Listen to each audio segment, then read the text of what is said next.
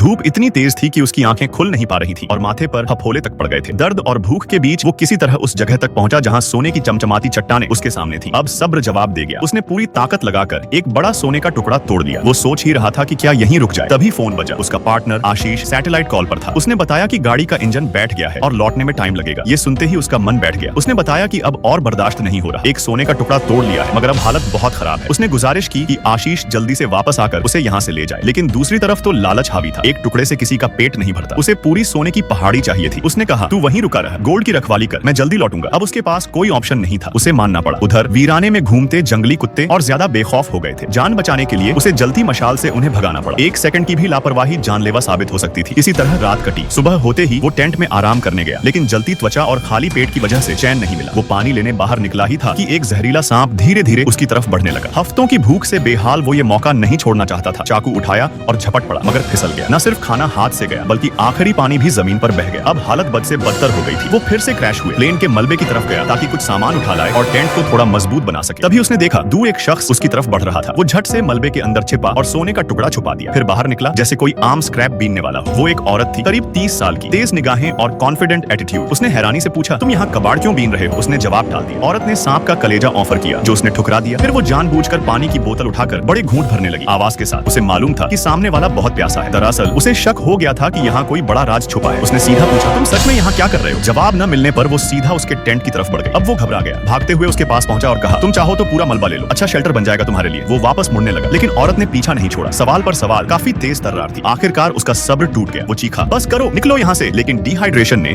उसकी हालत बिगाड़ दी। वो लड़खड़ा गया। औरत ने मौका देखा और सीधे टेंट की ओर दौड़ पड़ी। अंदर घुसते ही उसने सब कुछ खंगालना शुरू